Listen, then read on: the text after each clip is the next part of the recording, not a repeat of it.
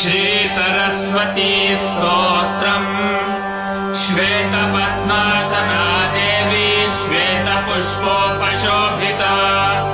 श्वेताम्बरधरा नित्या श्वेतगन्धानुलेपना श्वेताक्षसूत्रहस्ता च श्वेतचन्दनचर्चिता